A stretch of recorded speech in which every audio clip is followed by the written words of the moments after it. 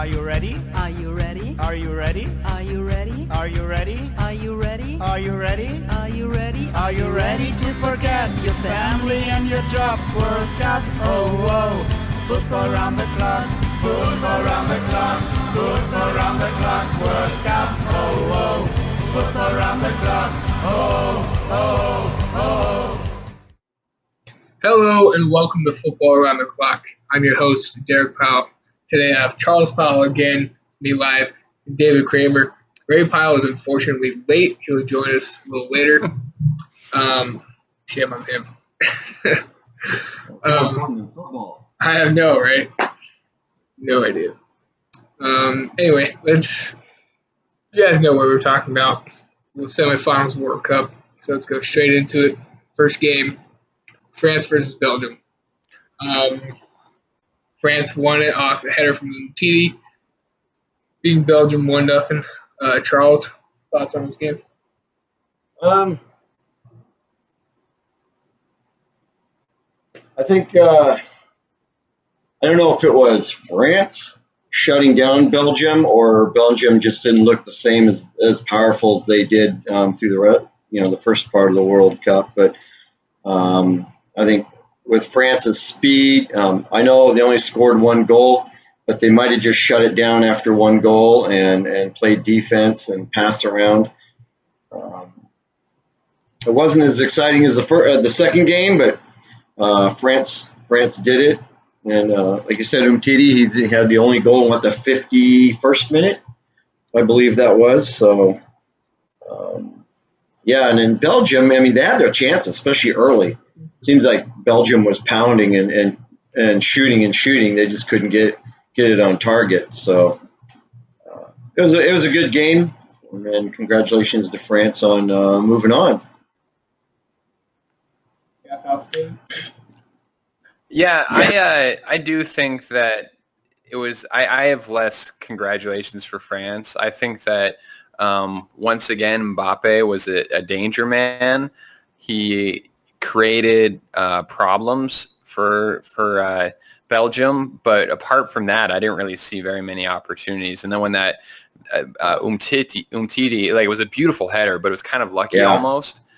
Like, I didn't see very many opportunities for France, really. Like, that was like one of like the three opportunities I was like, that's an actual opportunity. I didn't think Belgium created much, but I think that was more because France decided to really just bunker down and say, you can have whatever you want wide. We know that you're doing like this 3-5-2. Yeah, have your wide guys beat us, and shut down the middle. They couldn't. Yeah, and they couldn't. They shut down the middle real well. And with France's Umtiti and Varane are probably the best center backs left. I'd put them probably like Varane is one of the best center backs in the world right now when he's healthy. So I didn't think Belgium had a chance to break through there once France got that early goal. And I was kind of talking about this in the previews. I thought France was going to be the aggressor, I thought France was going to be the one who was trying to impose their presence on the game, but it was Belgium. Belgium was the one that was trying to create a certain style of rhythm and an attacking momentum. And France, especially once they got that goal, but even before that, they were just content to let Belgium go at them. So I was disappointed in France for that, and I don't think that bodes well for the next game, even though in my mind France is clear favorite. So that's my summary of the game. Disappointment on both sides that Belgium didn't have better tactics for breaking it down, and disappointment that France was content with a lucky goal. Basically, if they didn't have that opportunity, then they would have had nothing, because they didn't show any endeavor, any desire to get forward. Yeah, this seemed like one of those games where you got two powerhouse offenses, and it was low scoring and no offense. It seems like both of them kind of had the same mentality. Hey, we're going to sit back and see what the other one, and we'll get our chances when we have the opportunity. And it ended up being a little more boring than I thought it would be. Like you said, France got that one header from Umtiti, and otherwise, they just sat back and said, okay, try to beat us. We're one goal up, and Yeah. Yeah, Belgium's couldn't. Two extra thoughts, though. I think that Didier Deschamps, who's the French coach, he has imposed his will on the French team, and I think that every now and then we see teams like this. I'm not saying that they don't normally have the talent that France has, but like Greece and Italy in 2006, the Greece team around that time period also. A couple other teams, they've played pretty, bunker down football to try to get to the finals, and even Portugal in the last Euros. There's the two styles. They're like, hey, let's be proactive, and then there's like, let's not lose this. And so Didier Deschamps is trying not to lose it. They have enough skill; they can win it if they don't lose it. So that's my first thought. But my second thought is this. Throughout this tournament, all these players that have played for Mourinho have looked really good, and I find that hilarious because they do not look that good in United. No, they don't. No, I agree with you on that one. So, well, maybe, I don't know. Maybe it's pride for the national team, or maybe it's the coach is getting it out of them. I think it's a combination. Not. Yeah. Mm-hmm. But for example, Fellaini, I thought that he did great in all the games. Even this game, I thought he did pretty well. I thought he would have been better coming on as a sub to like really mix things up, because that really causes problems with Tyre. But pulling him out and putting in Chadley, I think is who they put in. I thought that was a mistake. I didn't think Roberto Martinez had the tactical acumen to really maneuver his way around a French side that was just going to sit in the low block. So like I said, once again, disappointment in France, but at the same time, congratulations on passing. And I just hope that that's not how they approach the final. The final, yeah. Hopefully not. Hopefully it's going to be, and with Croatia in there, it might be an exciting final. So they might just make it an exciting final. So we'll have to wait and see. So a couple of stats on from the game. Belgium had 60% possession on the ball. France 40. So that's a massive amount of possession. But then you look at the shots, and France had 19 shots, and then Belgium only had 9. And Belgium France shot had 5 shots on target, and then Belgium 3 on target. So yeah, exactly what you're saying with on target. Belgium's shots weren't even on target. Those 9 that were taken, there were only 3 of them that were on target, which means that they were getting them all. There were a couple like good opportunities, like you said in the beginning, but apart from that, not much. I would like to point out, though, that Lloris has made an incredible impact on this tournament. He's played great, and he's saved France more than a few times.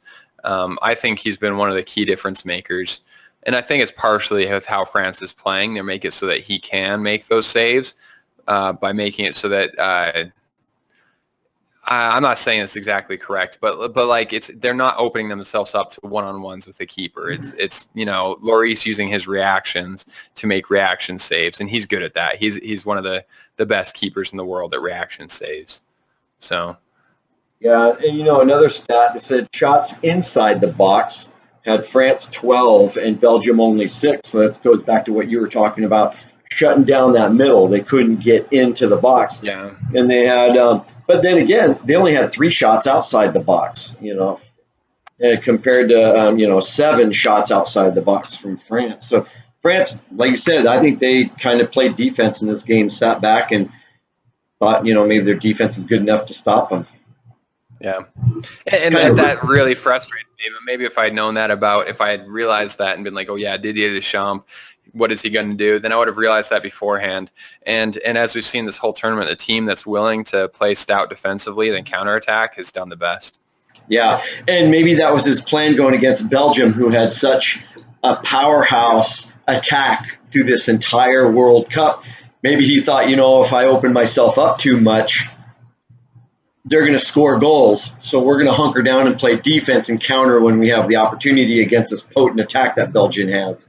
So maybe that was his plan all along. Yeah, I definitely think that was his plan, because you see Belgium's attack, and it's like you got Lukaku, Hazard, De Bruyne, all these good players. Even Fellaini, like you said, David, Fellaini has been playing really good as well. So Deschamps probably saw all these really good attacking players. So okay, we're going to sit back. And then you look at France's another stat for France have 18 defensive tackles. So almost one tackle per player, or almost two tackles per player on the infield players per player. So it's like they were playing to play defense the whole time and play that counterattack. And they're just letting Belgium have the ball, say, hey, come at us, we'll counterattack and get a goal anyway. So. And I know that Belgium thought that they were unfairly refed, that the ref was favoring France. From my perspective, I didn't really see that. And so I was really frustrated when, for example, Vertonghen at the end fouled. He fouled Mbappe at the end for a pretty hard foul, and kind of just gave France the rest of, like, that was hey, we give up now. And I thought they could have put another couple chances in, and maybe cause something to happen, but instead he caused that foul, and France was able to just kind of walk out the rest of the game. So that really frustrated me, the attitude on that part of Belgium. And I know they just spent, the whole game trying to break through France, but the ref didn't favor France. I'm sorry. The ref. No, I agree. Yeah. Yeah. And their France is with their tactical change, they did the same thing. They play that possession ball just like all the other big powerhouse teams, but they had this similar tactical change against Argentina in the round of 16. Even though Argentina scored 3 goals, they switched it up and went to more of a counter-attacking style, and they scored 4 goals against Argentina, even though they let in 3. Their defense wasn't as good. But, wow, kudos to them for playing defense like that. And kind of like you said, kind of lucky against the powerhouse Belgium, but kudos for having that, I guess, know-how to, okay, we're going to hunker down, we'll get our chances, and we're going to shut these guys down instead of opening ourselves up and taking the risk. It worked. It was kind of a little bit boring compared to what we thought it was going to be. 2 powerhouse offenses, high-scoring game, which everybody always says that when 2 powerhouses get together that are often, and they always end up seeming like they're low-scoring anyway. But, hey, they did it. Congrats to them. And I'd also like to give congratulations to Belgium, because everyone's like, well, they're a golden generation, they should win one. I'm sorry, only one team can win the World Cup every 4 years. So congratulations for doing as well as they did. And they still have a chance to get 3rd place, which, even though I rarely remember a 3rd place team, I'll still be excited to watch that game. Yeah, and it's a repeat from the group stage, Belgium-England. So we'll see how that ends up. Hopefully with a little fire, right? Yeah. Yeah, I think this is the first time Belgium ever made it to the semifinals, right? If I'm not mistaken.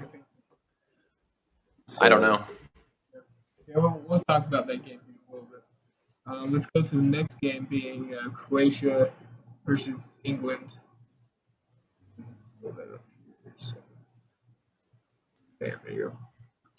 So this game, England came out, got that goal from Trippier, top right-hand corner free kick, 5th minute. Wow. Everybody thought it was over. Like, the crowd was singing "It's Coming Home" before the 10th minute. So England probably thought they had it, but for me, my opinion, it didn't show, because they were still going at Croatia, still doing what they were doing for that whole 10-minute section of the game. But then second half, Croatia turned on. And as soon as Croatia turned on, England could not hold them. The game, like you mentioned, Charles, is the France-Argentina game, where Croatia just turned on their offense, because I think they were sitting back in the first half seeing what England had. So they knew England were going to come out all out in the first half, try to get a couple goals, to try to seal it. But then Croatia saw their game plan, came out in the second half, and did what they had to do. And then Mandzukic got that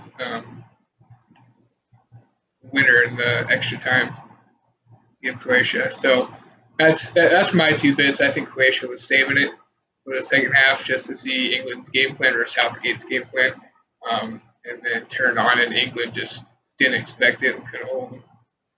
So, your thoughts on the game, dude? I kind of agree with you there. I also don't know if maybe Croatia kind of had to have like a team talk at halftime and say, okay, first of all, like you said, can we hold them? The answer is yes. Now the question is, how deep are we going to dig? Because they were tired in the first half already. Mm-hmm. You could see at least some of the players were very tired. The keeper, Modric, and a couple other players, you could just tell that that the toll was being taken on them. And they said, are we going to dig deep and fight it out? And they said, yes, we will. So I'm pretty sure that's what happened at halftime. And then, like you said, when they turned it on, boom, England's midfield just got dominated. And I know that this was a quote by, I can't remember his name, Vrasiolago. Any guess on how to say his name? Vrasiolago. Anyway. I love the guy. He looks like a pantomime villain. He has like a little goatee and a mustache. But he was like, once we start pressuring England, they talk about how they're a new style team and they'll pass out of the back. But once we started pressuring them, they just went for long balls. And yeah, exactly. I think maybe the coach brought that up in halftime also and said, hey, they can't hang with you in midfield and they're going to have to do long balls. And I think we can handle it now. So even though Sterling did have some moments of danger, they covered him really well, and all in all, Croatia just owned that whole second half. And you could see first half, like you said, halftime, the commentators are like, "Oh, this is England's," "Oh, England." And I believed them. I did not see any way that Croatia would come back. And then second half, as Croatia starts pressing, and once they hit that goal, you saw that switch flip. All of a sudden, they were nervous. The coaches were nervous. The fans were nervous. And I think it was really the fans' fault, okay? I'm not going to go into this way too deep, but I think the fans, they got quiet. And, I think if it had just been, the diehard fans, they might have been able to support the team and go. But because, England was so close to the finals, all these bandwagon fans went to rush real quick. They show up at the stadium. They try supporting them. But then, once England starts losing, the same thing's happening. And so I think that the nervousness got to the team, and they just didn't have the what it takes to get back into the midfield, to play counterattack. I don't know what it was. And all kudos to Croatia for once again going into extra time and just working their tail off. They worked their tail off. You already said the name of Mandzukic. He got taken out so hard by the goalie. Yeah. And he gets back up and he scores that winner. And that winner was incredible because it was a ball that got dinked over and everyone had the same chance to react. But Mandzukic was the one that reacts quickest, fastest, and just put it right away, just like you're saying. And that's incredible to me because I know that everyone says strikers instinct and stuff. But there's defender's instinct too. That's their job. And Mandzukic reacted like a full second before everyone else, it seemed like. He knew what was going on. He was even looking away, then he sensed it and just kind of went at it. I was about to mention it. He was watching the ball over his shoulder the whole time, watching it where it's falling, and he knew where the goal was the whole time. And he was just making sure that he was getting the right strike on his foot. And once he got that strike, he knew it was a goal. Yeah. Because he knew he had England's backline beat, and he just got to put past the keeper, and then that was it. Yeah, and so I know that a bunch of people have, we've talked all about how good Croatia is, but this is where it really shows. When moments like that, when you have someone that's won Champions League with Bayern, then he's been with Juve and been to 2 Champions League finals, he knows how to put it away in big moments. He's not intimidated by the moment. He knows exactly what to do. On the other hand, England's back line was tired. They thought that they had it kind of, and they were kind of frustrated, and then boom, that goal pops up. So I'd like to give congratulations to what's the name of the England keeper, Pickford? Pickford. Yeah. He did great actually. Oh, he did awesome. Yeah, the goals against them they were rough. They weren't like anything that he should have blocked. So I'm not going to hard block. So yeah, so. All in all, I think that England actually played pretty well. I think that maybe if they had made some tactical changes when they saw Croatia coming at them a little more, then they could have changed the game. But I'm not going to go into that because instead I'm going to focus on the positive and say Croatia really changed the game in the second half and just came up and owned them. And I was very impressed by Croatia. No, I agree. This is a game of two halves. Like Derek said, England came out from the get-go. I think they wanted to try to put the game away early, and it looked like they did. 1-0 within 5 minutes. It looked like, okay, boom, they're going to dominate this game. And I don't know if it was a combination of Croatia sitting back and seeing what they have and then coming out in the second half, or maybe like you were saying last game, maybe Croatia was a little bit tired, so they were saving it for the second half, getting, okay, we're going to play a little more defense, we're going to play a little more pass around, whatever, and then we'll bring it to them in the second half. But yeah, they came in lights out. And that goal by Perisic, I thought it was a header. I had to see the replay, and it was off his foot. The defender was going down with his head, and he lifted his foot and bang, right off his foot into the goal. That was fantastic. And I think I'm glad they didn't call a high foot on that, right? Because like the defender was getting down pretty low. I'm not saying that it wasn't.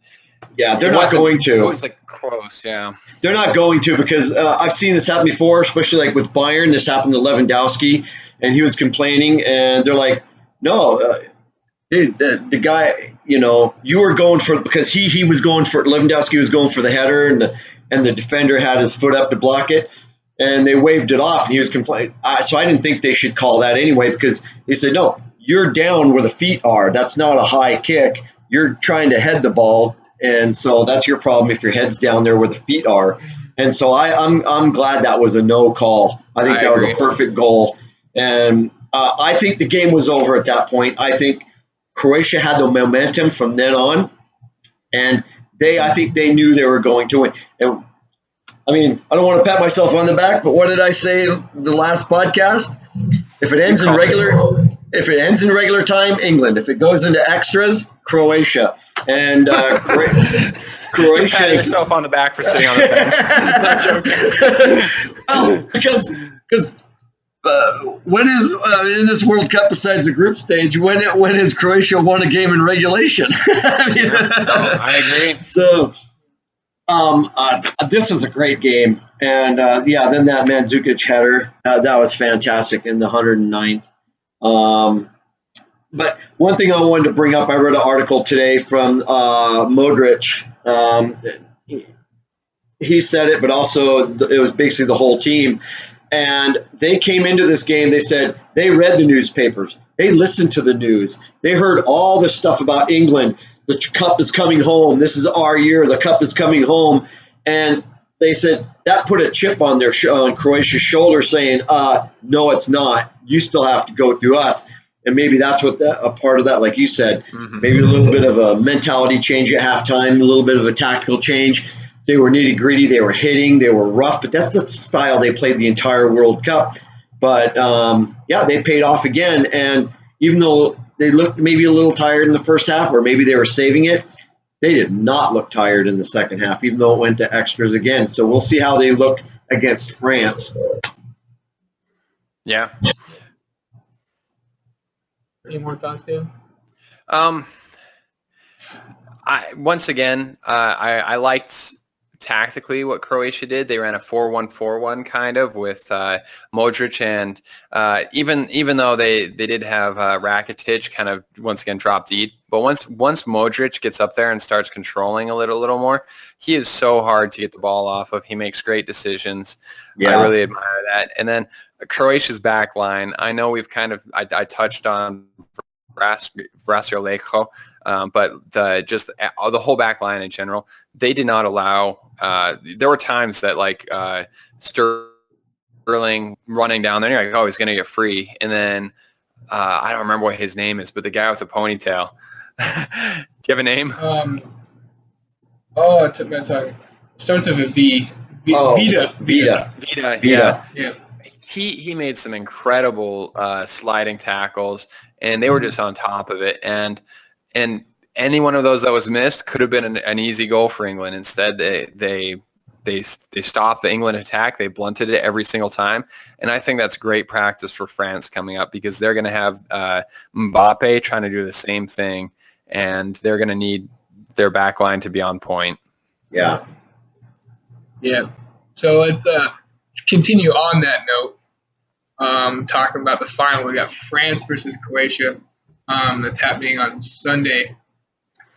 I'm pretty sure it's 8 o'clock our time. It says 8 a.m. Pacific time. 8 a.m. So 9 o'clock your time, David. So yeah, I think it's really hard to see how both teams are going to come into this game, based off the semifinals. But I think Croatia is going to probably come in and do the same sort of game plan that they have for England. Sit back, take some hits, and see if they can get lucky and defend or not allow any goals during the first half, and then maybe venture out a little more in the second half. That's just my take. What's your take on this, Charles? I'm looking forward to this. And again, I think it more is going to be a determination on how France plays.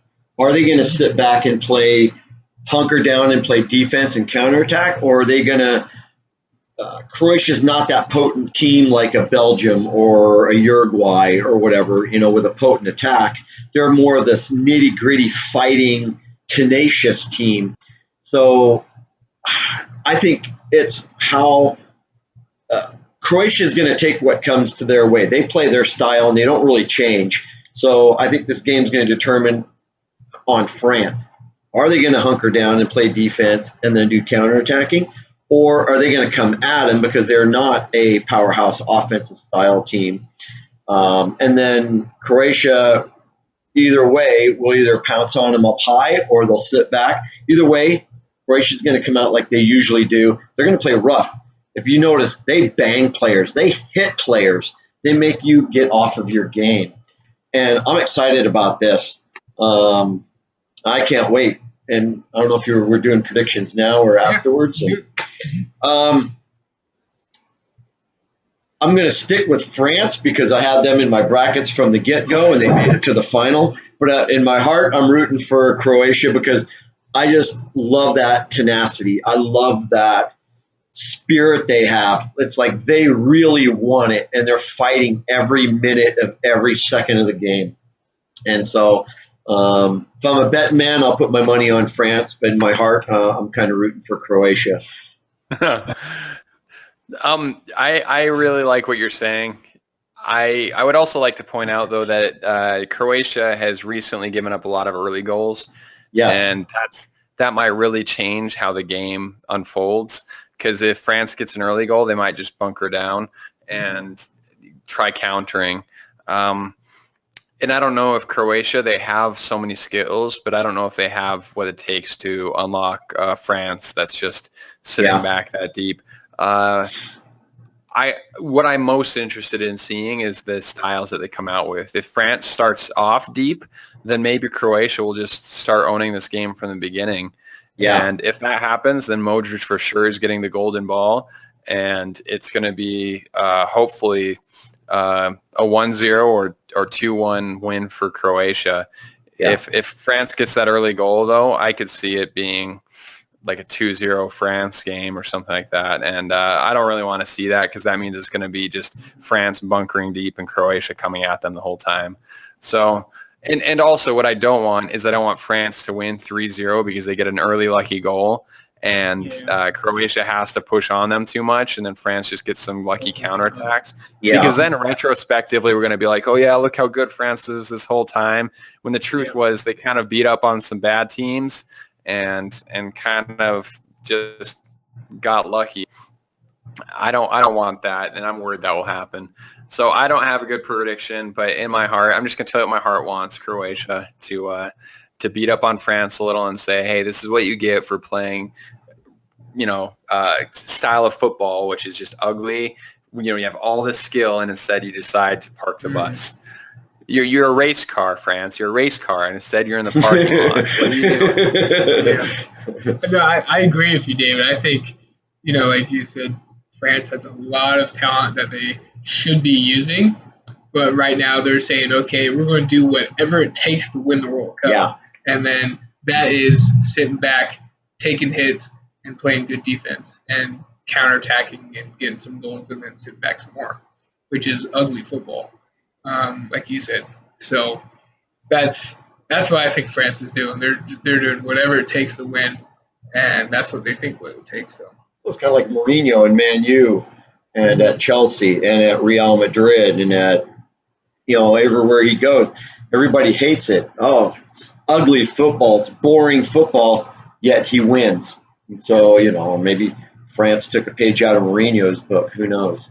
And Greece's and Italy's and like all those teams that they're saying, hey, it's a big tournament. How do you win a big tournament? By not losing it with obvious mistakes. So how about if it ends in regulation, it's France. If it's going to extra time, I'm picking Croatia. Yeah, if it goes extra time and Croatia doesn't win, then I'll think the universe has a sick sense of humor. Because let me tell you, Croatia worked its tail off, and I want them. If it goes to extra time, I want them to win. I want them to be like the 120-minute wonders. Yeah, exactly. Yeah. Let's talk briefly about the Belgium-England game, third place game. Honestly, I think it's going to be just like the group stage game. Everybody's going to play their backups because, I agree. Me and Charles talked about this earlier. I think I agree with him that Belgium wants it more because they want to be third place. And just reading the reports from England about England today, they're saying how proud they are of the team, and they're basically saying, okay, our World Cup's over. Yeah, and that's the feel right now for England. It's over. We're done. Like, we're basically going to send all of our good players home, get back with their clubs, and do the preseason and stuff, and then they'll play it back into a third place game. But I think Belgium are going to come out wanting to win this, but I think it's still everybody's going to play their subs. I don't know if it's me, but sorry, can I talk for a little while about this? Yeah, go ahead. Yeah. So I agree with you that England is a little too has a little too much of an air of finality about this. There's still one more game, England. Make sure that you play that game. But even if that's not the case, even if England only makes like a couple changes to like Trippier, who's injured, I think, and a couple other players, I still think that Belgium just has way too much talent. And so I know that at the beginning of the whole thing, we're like, oh man, we're so excited for this game because we thought both teams would kind of approach it maybe a little naively. Well, I think now England's maybe a little shell-shocked even. Well, Belgium, like you said, maybe they want it more. I don't know if that translates to them playing better, but I think they want it more. So I think Belgium could just come out and just like really mess England up, which I think would be the worst thing possible for England after saying that, you just worked your tails off and you just barely lost to Croatia. So nothing to be ashamed of. But then if you go out and lose to Belgium 3-0, that's going to be after you're like, we've put all our demons behind us. We've won a PK match. We've won a game in PKs. We've got this far, and we're doing it with young players who just have this belief. And then you're like, oh yeah, but by the way, we just got wrecked. that's not a good thing. So, but I do think that's kind of what's going to happen. So I'm predicting like a 3-1 or 3-0 Belgium. Yeah, I'm with you. I'm predicting the same thing. 3-0, 3-1, maybe even 2-0. Just from, kind of like what the Croatia players were saying, and it was all over the news. The cup's coming home. The cup's coming home. So I just think they put everything into that. We're in the semifinals. We're going to win this. This is our year. And it was an all or nothing for England, and it ended up being a nothing. And so I think Belgium, a little bit more pride. This was the furthest they've ever gotten. I think also more talent. I think they're going to want this game more. Who knows? England might want this game also, and maybe they'll come out in a different attitude saying, hey, we got to redeem ourselves. Who knows? But I think Belgium's just going to be too much for them in this. And, Yeah, I'm hoping England comes out like that. We need to redeem ourselves kind attitude. 'Cause if not, then it's like you said, Dave. It's gonna be horrendous. Like 3-0, 3-1 win. Maybe Rashford gets a really good goal like before the World Cup. But yeah, if attitude doesn't change within England, it's gonna be bad. And then everybody's gonna look at England with a whole different attitude instead of pride now. They're gonna be like, oh, okay, they really didn't want this. They didn't show up in third place game, so how can we trust them? You know. And so kind of like how Trippier just like almost Harry Kane was pretty dead at the end of the game. Also, he wasn't even like 3/4 through, and there were a couple other players that were in the same scenario. And so either they have to sub them out with other players, switch them, and then these guys aren't as up to the task maybe, and Belgium rocks them, or they play them and they're not up to the task and Belgium rocks them. So I just don't see a good outcome for England. Even though England looked dead at the end of the game, remember who they were playing. They're playing Croatia, and Croatia did this to everybody. That's, I think, why they went into extra time is, one, they're fit, but all these teams are fit, but they play that rough style. They play that, I'm gonna push you, I'm gonna hit you, I'm gonna rough you up. And it does something to the psyche of all these finesse style players that aren't used to that. Give me space, give me some passing, give me some through balls. Croatia doesn't play like that. They're nitty gritty, and I think that wears teams down at the end of the game, where they're beat, and even though it goes into extra time, it looks like Croatia's tired, but they're actually not, because that's their style of play, and they have more juice in the tank because they play that way all the time. So it might be a different story with England and Belgium. Who knows? They might play better against Belgium because they're not that physical of a team like a Croatia. Who knows? Go ahead. Yeah, no, it's quite possible. I just think that Harry Kane was actually tired, so we'll see. Because I think that if Harry Kane doesn't do well, then I don't think England does well. Yeah. So, and going back actually to England-Croatia once again, we called it that it was England with a set piece. I don't know if they have anything else other than that. Like against quality teams and class teams, they have not shown that they're capable of doing anything other than set pieces. So that's true. But on set pieces, they're dangerous at least, right? Yeah. Hey, and sometimes that's all you need is one. Yeah. So, hey. Don't foul England. Don't foul England. Don't foul them in the room. You hear me? Just aim your mic up a little, I think. Oh, you're speaking into the computer. Anyway, no. Not any better. Just keep going, though. Okay. That's weird.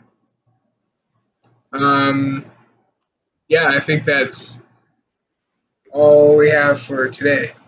Sorry, I don't still think my mic was working. But yeah, let's go around and do closing comments. Charles, closing comments? This has been one of the best World Cups I've ever seen, because this was upset World Cup. Every big team went down, well, except for France. But it did. And then, the other article we read, Kazan was the champion killer. Germany lost in Kazan. Brazil lost in Kazan. Spain lost in Kazan. Man, that place is jinxed. I'm glad the final's not in Kazan. So I'm wondering if the field might. I'm wondering if the field might be a little weird. Like, you always wonder, like, with that, because especially in World Cups, like, it's possible that was just like, the field was not as quick or something, or didn't play to the strengths of teams that are, like playing it on the ground, like making good passes. Yeah, maybe. But I think this is a great World Cup, even though the U.S. wasn't in it, even though Germany lost and didn't redeem themselves. I loved it, because you never knew what was going to happen or who was going to win, and it seemed like it was always the underdog. Yes. Yeah, we're guessing the whole. I loved it, and then Croatia making the final.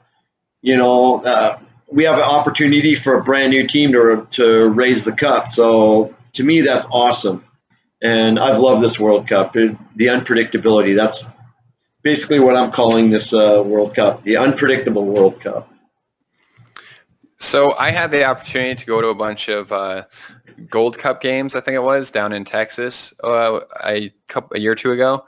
And I saw these like Caribbean teams that I didn't know very much about, that had no star players, playing against these almost world-class teams. And these Caribbean teams just hustled their legs off. And I was so impressed. And I know they say that the higher you get, the finer the margins are that differentiate between a really good team and a team that doesn't go through. And they kept saying, oh, yeah, this team should easily beat up this team. And I'd see this Caribbean team just working their tail off, and it looked like they had a good chance of winning. And I felt like this is how this World Cup was, but on like a higher level, that all these smaller teams, they had enough quality and enough hustle that they could easily beat a big team on the right day. And so that's one of the reasons I loved it. And so I agree with you, Charles. Like, these big teams maybe were a little too cocky. Maybe they didn't do the preparation quite right, and maybe they just missed out. But that also kind of made it interesting because they didn't just beat up on these other teams. And these other teams showed up with such heart. And that's what I love. I think sometimes in club sports or in professional sports, you don't see the heart as much. And so people always tell me how the World Cup is not as much of a quality, like the teams, the players don't play together for as long, so they don't know each other as well, but they care so much more. Oh, yeah. And I love that. That makes me so happy. So all in all, fantastic World Cup. I'm actually really excited for the final, even though I don't know what's going to happen. I'm just excited for the tactical battle. And unlike you, Derek, I'm excited for Belgium versus England because I think, I'm not saying that you weren't excited, but I think that it could be interesting nonetheless. And I have too many English fan friends, and I'd like to see England get a little beat up just to let them know that, like, they, you got to calm down. Like, the rest of the world gets frustrated at all the pundits are like, England this, England that, England this, England that. I'm sorry, you guys aren't world beaters yet. Yeah. Build yourself up first, and then you could say literally anything you want. But right now, you're not there. Yeah, and I like the little comment that you said about, the Caribbean teams and these other lesser teams that, they played their heart and they're beating them. One thing I noticed, even these teams, like, your Japans, your Swedens, your Croatias, your Denmarks, a lot of these guys are playing in Europe. So I think from the old days, that gap is shrinking because all these foreigners are playing in the same leagues with these European-style teams. Mm-hmm. And I think maybe the talent gap is closing just a little bit. I mean, yes, the heart, and that's where the big teams usually come through because the talent does take over. But maybe that's what we're seeing too, is the talent gap is shrinking. So I 100% agree with you. The talent gap is shrinking. You combine that with the willingness to work as a team and to play for your country. And then these other big teams, the detriment of maybe not preparing and being a little cocky. And I think that's what made this World Cup so much parity. And I know that won't be the same for every World Cup, but Japan has put tons of money into their youth. China is doing the same. All these teams are just going to continue to improve. So I can only hope that the next World Cups are just as exciting, and that we continue. The World Cup has a surprisingly few number of teams that have won it, of countries that have won it, and I'd like to see countries that deserve to win it. I don't like giving it to someone that doesn't win it, because it's not, you have to win it, you have to take it, right? Yes. So I want these teams to reach out and grab it, and I want the big teams to have to defend it. Actually, I don't want Brazil. I don't want Neymar to roll his way to victory. I want him to be forced to up his level of gameplay and earn it. Yeah. So fantastic World Cup. I'm still excited, and I'm going to be very disappointed once it's done. I'm definitely going to December. Withdrawals already between the gaps. Hey, we got transfer season. No, but Charles, not the same. Derek's right. No, I agree with you. Used to be 3 games a day, and I was just living the dream, and then all of a sudden it's down to 2, and then 1, and then there's gaps, and I'm like, what is going on? Is there not soccer today? That first gap was horrible. I was like, wait, It's 7 o'clock. There's no games. What do I do? Got to shout at you. But yeah, look out for the final, guys, on the 15th. Make sure to also watch that third place game on the 14th, Saturday before Sunday. And then keep an eye on your clubs. A lot of transfers happening, a lot of big transfers. We'll be sure to put a podcast out on that soon, so look forward to that. Also, look forward on Monday, a podcast on the final, and also a podcast next week on the recap of the World Cup. So a lot coming from us. Look forward to those videos. So make sure you press that subscribe button, press the like button, click 1,000 times on those videos so we can get a lot of views. And yeah, we'll see you guys next time. Ole, ole, ole, ole. Do svidania. See you later, David.